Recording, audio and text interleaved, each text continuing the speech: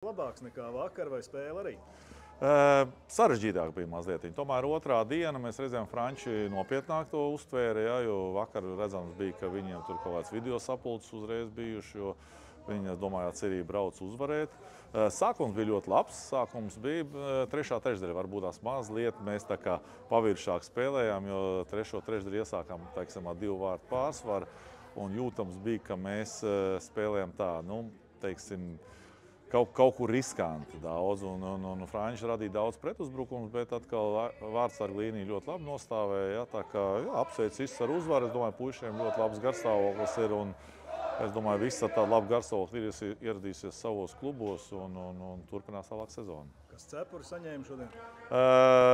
Mums ir tā, ka vakar cepuri saņēma Ivars, un tad Ivars pats nodod tālāk, kam viņš tā kā Ivars nodeva Erikam. Tā kā viņi tur savu ģimeni viens otram nodod. Par vārtsargu līniju pabeidzot ar Ginto debitēju Latvijas izlasē pašā spēles beigās. Papildu laikā arī Bulīšos pat arī izcēlās. Kā vērtē viņa sniegumu un vispār kā viņš iekļāvās izlasē un kāda tā perspektīva viņam rādās? Es domāju, ka ļoti labi. Es domāju, viņš ir nopelnījis, ja, Latvijas čempionātā viņš ir labākais vārtsargs uz doto mirkli, ja, un viņš ļoti centīgi strādā. Jo mēs jau teicām, kad mēģināsim iedot viņam to iespēju, ja, arī izlasēt, debitēt un tā. Ja būtu ātrāk, teiksim, iekritas 4. vārti, varbūt viņš kāds pēdējās 5-6 minūtes nospēlētu. Nu, tā sanāca, ka mēs iemetām 4. tukšos 2 minūtes pirms. Bet viņš ļoti labi iegāja spēlē un redzējām, ka mēs bija 2 ļoti bīstami momenti, kurus viņš izvilka un arī overtājumā izvilka, 1-0 izgāja. Ja? Tā kā ļoti nopietni, un tā mēs domājam, ka viņš pats priecīgs ir, jā, un jā, visiem radīja labu garstāvokli. Arī kādi galvenie secinājumi tev kopumā par šīm 2 spēlēm? Tev tāds pārdomas?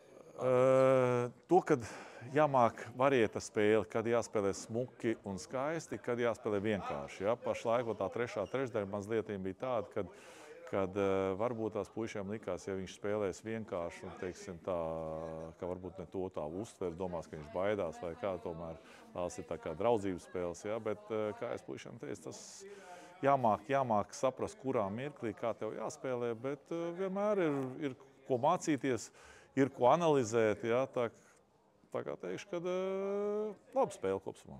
No tām tuvākajām rezervēm, kas tika pārbaudītas, ir kas pietuvojās pavasarim, ir kas attālinājās no pavasara? Es domāju, ka es tādu secinājumus neteikšu. Tas ir jāpārdomā, jāpaskatās vēlreiz, ja, jo puiši visi cīnījās. Ja. Citam kaut kur vairāk tika tas spēles laiks, cits spēlēja vairāk, man tur dabūja vairāk, mēs viņu vairāk pamanījām. Ja. Cits spēlēja ļoti labi mazākumā. Ja, tas arī iepriecināja, ka mēs 2 spēlēs neielaidām atkal nevienas vārds mazākumā, ka puiši ļoti labi aktīvi spēlēja. Es domāju, ka visi cīnījās un visiem ir, teiksim, tāda pozitīva bilance un skatīsimies tālāk. Uz nākamo sabraukumu jau nebūs grūtāk atsijāt, ko ņemt, ko neņemt? Būs, protams, jo jāskatās arī, kā pārējie tie, kas bija sastāvā, ja, kā viņiem iet, jo, kā es teicu, šitas sastāvs bija vairāk domāts spēlētājiem, kuriem varbūt mazliet neiet sezonā, ja, kurš it kā dzierkās. Ja, viņš ļoti daudz dara, teiksim, tādu melno darbu, ja, bet nav vārti. Ja, un šitas viņam radīja atkal tādu pozitīvu garstāvokli, ka viņš saka, es tagad beidzot esmu iemetis un ar labu garstāvokli atgriežos. Ja, kaut kā mēs dzierkals zinām, it kā nevajadzētu viņu pārbaudīt. Ja, bet, nu, es tā mēģinu analizēt katram, kur kas spēlē, ja, kas viņam pietrūks, vai viņam ir vajadzīgs šitas starposms vai nav vajadzīgs. Tā kā vēl vesels mēnesis līdz nākamam sajietam un skatīšos tālāk, kā kurš spēlē. Tie, kas Eiropā, kur es varēšu aizbraukšu ar viņiem parunāties, kā viņi jūtās, kā komandā jūtās. Ja, un patīkam, ka Krastenbergs parakstīja līgumu, ka Krastenbergs arī rītā brauc projām. Jā, skatīsimies. Kādi 2 tādi gari, dušīgi un kustīgi aizsargi. Viņi jau nav braucēji uz Ostravu, ne? Es domāju, Anžāns un Tumānovs. Nu, tik tālu es neskatīšos. Jā, tik tālu es neskatīšos. Mums ir ļoti daudz spēles vēl priekšā. Mums ir decembrī turnīrs Slovākijā, tad mums ir sagatavošanās posmā, ir 8 spēles. Tā kā, jā, es vienkārši novēlēju puišiem labu sezonu turpināt, jā, un katrs mazliet kaut kādā citā lomā nospēlē izlasē, nekā viņš varbūt savā klubā. Un es domāju, ka visi dabūja tādas pozitīvas emocijas. Kā tas ir, kad faktiski viņi no baltas lapas spēlē lielākā daļa, ja nav spēlējuši kopā. tad tie, kas ir meistarīgāki, tie labāk nospēlē no baltas lapas. Ja?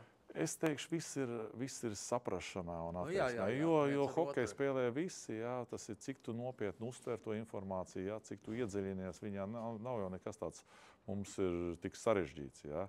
Jo mēs it kā 2 treniņi tikai bija, mēs mēģinājām iziet visām pozīcijām cauri, labi, katrai pozīcijai veltījām maksimums kaut kur 10 minūtes. Jā, tas ir pa maz, jā, lai tu iestrādātos. Bet, kā mēs redzējām, puiši vietām ļoti labi izpildīja, vietām kaut kur zaudēja to pacietību un sapratni, jā, bet tad atkal pašaizliedzība stājās ierindā.